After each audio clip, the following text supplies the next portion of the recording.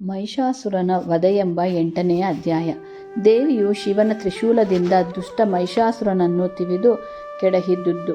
ಸುರರು ಹರಿಸಲೈ ಪೃಥ್ವಿಯು ಹೊರೆಯೂ ಆದ ತಿರಸ್ಕರಣದಲ್ಲಿ ತರಿದಳೈ ಮಹಾಲಕ್ಷ್ಮಿ ತಾಂ ಮಹಿಷಾಸುರಶ್ವರನಂ. ಆ ರಣರಂಗದಲ್ಲಿ ರಾಕ್ಷಸರ ಸೈನ್ಯ ನಾಶವಾಯಿತು. ಶಾಂಭವಿಯ ಶಸ್ತ್ರಾಘದಿಂದ ಉಳಿದವರು ಯಾರೂ ಇರಲಿಲ್ಲ. ನೆಲವೆಲ್ಲವೂ ಮಜ್ಜೆ, ಮಾಂಸ, ಅಸ್ಥಿಗಳಿಂದ ಕೂಡಿದ್ದು ಹೊಸ ರಕ್ತದ ನದಿಗಳು ಹರಿದವು. ಪರಾಂಬೆಯಾದ ದೇವಿಯ ಕೋಪಕ್ಕೆ ಹೆದರಿ ಶತ್ರು ಸೈನ್ಯವು ದಿಕ್ಕಾಪಾಲಾಗಿ ಓಡಿತು. ಮಹಿಷಾಸುರನು ಚಾಕ್ಷೂರ ಮಹಾಬಿಡಲರಾದಿಗಳು ರಣರಂಗದಲ್ಲಿ ಮಡಿದುದನ್ನು ನೋಡಿ ಕಾಳ ಭೈರವನಂತೆ ಕೋಪದೀಪ್ತನಾಗಿ ಬಾಲವನ್ನು ಒಡೆದನು. ಆ ರಭಸಕ್ಕೆ ಭೂಮಿ ಸಾಗರವೆಲ್ಲ ಒಂದಾಯಿತು. ಕರನ ಘಾತಕ್ಕೆ ಭೂಮಿಯು ಬೆದರಿತು, ಮೇಲಕ್ಕೆ ಎದ್ದಿತು. ಮೂಗಿನ ಉಚ್ಚಸ್ವಗಳು ಗಾಳಿಗಳ ಹರಿಹರ ಬ್ರಹ್ಮಾದಿ ದೇವತೆಗಳೆಲ್ಲರೂ ಎಚ್ಚರ ತಪ್ಪಿ ಧ್ರುವಮಂಡಲಕ್ಕೆ ಹಾರಿದ್ದರು. ಮಹಿಷಾಸುರನ ಕಣ್ಣುಗಳಿಂದ ಹೊರಬಂದ ಕಿಡಿಗಳು ದೇವತೆಗಳು ನರಗಳನ್ನು ಸುಟ್ಟು ಹಾಕಿದ್ದವು. ಇವನು ಘೋರ ರಾಕ್ಷಸ, ಇವನು ಮಹಾಮಾರಿಯಲ್ಲದೆ ಅಸುರನಲ್ಲ. ದೇವಿಯು ಇವನೊಡನೆ ಹೇಗೆ ಹೋರಾಡುವಳು ಎಂದರು ಬ್ರಹ್ಮ, ಶಿವ, ದೇವತೆಗಳು. ಮಹಿಷಾಸುರನು ಗರ್ಜಿಸಿದ ಒಡನೆ ದೇವಿಯ ಸಿಂಹವು ಬೆದರಿತು.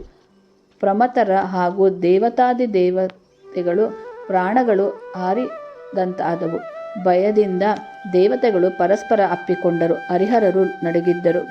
ಮಹಾಬ್ರಹ್ಮಾಂಡವೇ ಬೆದರಿ ಕಂಗೆಟ್ಟಿತು. 1700 ಅಕ್ಷೋಹಿಣಿಯ ರಾಜರಿಂದಲೂ ಅಸುರರಿಂದಲೂ ಕೂಡಿ ಮಹಿಷಾಸುರನು 4 ದಿಕ್ಕುಗಳಿಂದ ದೇವಿಯನ್ನು ಮುತ್ತಿದ್ದನು.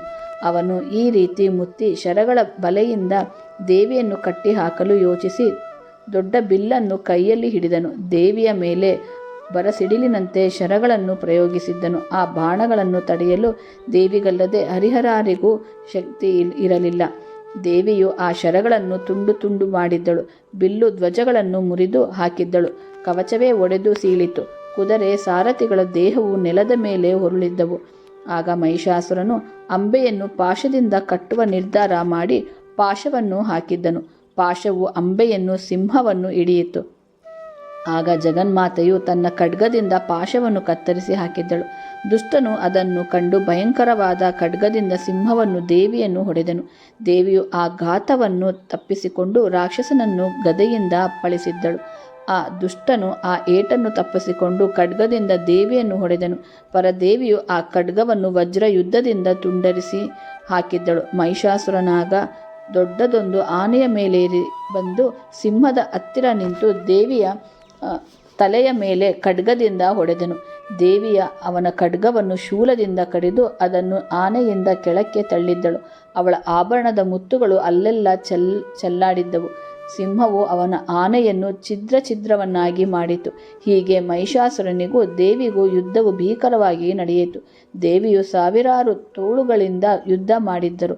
ಅದು ತೀರುವಂತಿರಲಿಲ್ಲ. ಮಹಿಷನು ದೇವಿಯ ಮೇಲೆ ಎಡಬಿಡದೆ ಒತ್ತಿ ಬಂದು ಸೀಳುವೆನೆಂದು ಗರ್ಜಿಸಿ ಖಡ್ಗವನ್ನು ಎತ್ತಿದ್ದನು. ದೇವಿಯು ಆಗ ವಿಧವಿಧವಾದ ಪರಶು, ಕಕ್ಕಡೆ, ಕುಂತ, ಮುದ್ಗರ, ಸುರಗಿ, ಬಲ್ಲೆ, ಮುಸಲ, ಶೂಲ, ಚಕ್ರ, ಡೊಂಕಣೆ, ಬಾಣ, ಗದೆ, ಮುಸುಂಡಿ ಮೊದಲಾದ ಸಹಸ್ರಾರು ಶಸ್ತ್ರಾಸ್ತ್ರಗಳನ್ನು ಸುರಿಸಿ ಬೇಸತ್ತಳು.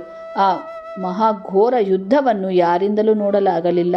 ದೇವತೆಗಳು ಮೂರ್ಛಿತರಾಗಿ ಮೈಮರೆತರು. ಅದನ್ನು ನೋಡಿದ್ದವರೆಂದರೆ ಹರಿಹರ, ಬ್ರಹ್ಮರು ಮಾತ್ರ. ಅವರು ಮಹಿಷನು ಮತ್ತು ಪರಾಂಬೆಯನ್ನು ವೀರತೆಯನ್ನು ಹೊಗಳುತ್ತಿದ್ದರು. ಆ ಮಹಿಷಾಸುರನ ಶರಗಳಿಂದ ಭೂಮಿ ಜರ್ಜಿತವಾಯಿತು. ಕಿಡಿಗಳು ಸುರನದಿಯನ್ನೆಲ್ಲ ಕಡಿದು ಆಗಲು ಅವುಗಳ ಬಾಯಾರಿಕೆ ಹಿಂತಿರುಗಲು ಸಮುದ್ರಗಳನ್ನೇ ಬತ್ತಿಸಿದ್ದವು. ಉರಿಯು ಬ್ರಹ್ಮಾಂಡದಷ್ಟು ಅಗಲಕ್ಕೂ ಸುತ್ತಿಕೊಂಡಿತು. ಆಗ ಮಹಿಷನು ಖಡ್ಗವನ್ನು ಹಿಡಿದು ಪರದೇವಿಯನ್ನು 50 ಹೆಜ್ಜೆ ಹಿಂದಕ್ಕೆ ತಳ್ಳಿ ಸಿಂಹವನ್ನು ಹಿಡಿದು ಎತ್ತಿ ಹಾಕಿದ್ದನು. ಆ ರೀತಿ 300 ಬಾರಿ ಎತ್ತಿ ಎತ್ತಿ ಹಾಕಿದ್ದನು. ಅವನ ದರ್ಪವನ್ನು ಏನೆಂದು ಹೇಳಲಿ? ಅವನು ಉಸಿರು ಬಿಟ್ಟು ಒಡನೆ ಗಿಳಿಗಳು ದಿಕ್ಕುದಿಕ್ಕುಗಳಿಗೆ ಹಾರಿದ್ದವು. ಅವನ ಗರ್ಜನೆಗೆ ಸಿಂಹದ ದೇಹವು ಕಂಪಿಸಿತು. ಅದನ್ನು ಕಾಲಿನಿಂದ ಒದ್ದೆನು. ಸಿಂಹವು ಮೂರ್ಛೆ ಹೋಯಿತು. ಪರದೇವತೆಯನ್ನು ಅಪ್ಪಳಿಸಿದ್ದನು. ಮಂಡೆಗಳನ್ನು ಹೂಡಿ ಪ್ರಯೋಗಿಸಿದ್ದರಿಂದ ಸುರನದಿಯವರೆಗೂ ನೀರು ಚಿಮ್ಮಿತು. ಈ ರೀತಿ ಬ್ರಹ್ಮಾಂಡವನ್ನೇ ಒಡೆಯುವಂತೆ ಇಬ್ಬರು ಯುದ್ಧ ಮಾಡಿದ್ದರು. ಪರಾಂಬೆಯು ಕೋಪದಿಂದ ಅವಡಗುಚ್ಚಿ ಎಲ್ಲವನ್ನೂ ಸವರಿ ಹಾಕಿದ್ದಳು. ಅಸುರನನ್ನು ಶೂಲದಿಂದ ಇರಿದು ಅವನ ನಡುವನ್ನು ಗದೆಯಿಂದ ಅಪ್ಪಳಿಸಿ ಕವಡಗೋಲಿನಿಂದ ಅವನ ಶಕ್ತಿಯನ್ನು ಕತ್ತರಿಸಿ ಹಾಕಿ ಹುಂಕರಿಸಿದ್ದಳು. ಆಗ ಅವನು ಗದೆಯನ್ನು ಹಿಡಿದು ದೇವಿಯನ್ನು ಅಪ್ಪಳಿಸಿದ್ದನು. ದೇವಿಯ ಮೇಲೆ ಸಹಸ್ರಾರು ಆಯುಧಗಳನ್ನು ಎಸೆದು ಭೂಮಿಯ ಮೇಲೆ ಆ ಆಯುಧಗಳನ್ನು ಅಲುಗುಗಳು ಪುಡಿಪುಡಿಯಾಗಿ ಬಿದ್ದವು. ಆ ಯುದ್ಧವನ್ನು ಯಾರು ತಾನೇ ವರ್ಣಿಸಲು ಸಾಧ್ಯ? ಅವನಿಗೆ ಸಾವೇ ಬರುತ್ತಿರಲಿಲ್ಲ. ಯಾವ ದೇವರನ್ನು ಭಜಿಸಿ ಆ ಶಕ್ತಿಯನ್ನು ಪಡೆದಿದ್ದಾನೋ, ಮಹಿಷಾಸುರನು ಅಸಂಖ್ಯಾತ ಗಿರಿಗಳನ್ನು ಕಿತ್ತು ದೇವಿಯ ಮೇಲೆ ಎಸೆದನು. ಪರದೇವಿಯು ಅವುಗಳನ್ನು ನಿಮಿಷ ಮಾತ್ರದಲ್ಲಿ ತುಂಡು ತುಂಡಾಗಿ ಸೀಳಿದ್ದಳು. ಆಗ ಹರಿಹರರು, ತಾಯೇ, ಈ ನಿಶಾಟನದೇನು? ಮಧುಪಾನವನ್ನು ಮಾಡು. ಆದ್ದರಿಂದ ನೀನು ಈ ರಾಕ್ಷಸನನ್ನು ನಿಮಿಷಾರ್ಥದಲ್ಲಿ ನೆಲಕ್ಕೆ ಒರಗಿಸಬಹುದು ಎಂದು ಕೂಗಿದ್ದರು. ಅದರಂತೆ ದೇವಿಯು ಮಧುವನ್ನು ಸೇವಿಸಿದ್ದಳು. ಒಡನೆ ಕಣ್ಣುಗಳು ಕೆಂಪೇರಿದ್ದವು. ಆಕೆ ಪರವಶಳಾಗಿ ಕೋಪದಿಂದ ಹುಂಕರಿಸಿದ್ದಳು. ಈ ರೀತಿ ಕೋಪದಿಂದ ಹುಂಕರಿಸಿ ಮುಂದೆ ನುಗ್ಗಿ ಮಹಿಷಾಸುರನನ್ನು ಒದೆದು ಕಾಲು ಕೆಳಗೆ ಕೆಡವಿ ಶೂಲದಿಂದ ತಿವಿದು ಅವನ ಎದೆಯ ಮೇಲೆ ಕಾಲನಿಟ್ಟು ನಿಂತು ಅವನ ತಲೆಯನ್ನು ಖಡ್ಗದಿಂದ ಕಡಿದು ಹಾಕಿದ್ದಳು. ಮಹಿಷಾಸುರನು ಮಡಿದನು. ದೇವತೆಗಳೆಲ್ಲರೂ ಜಯಕಾರ ಮಾಡಿದರು. ಮಹಿಷಾಸುರ ರೂಪದಲ್ಲಿ ಆ ರಾಕ್ಷಸನು ಸತ್ತು ಭೂಮಿಯ ಮೇಲೆ ಬಿದ್ದ ಒಡನೆ ಅದನ್ನು ಕಂಡ ರಾಕ್ಷಸರು ತಾವು ಇನ್ನು ಉಳಿಯುವುದಿಲ್ಲವೆಂದು ಬಗೆದರು.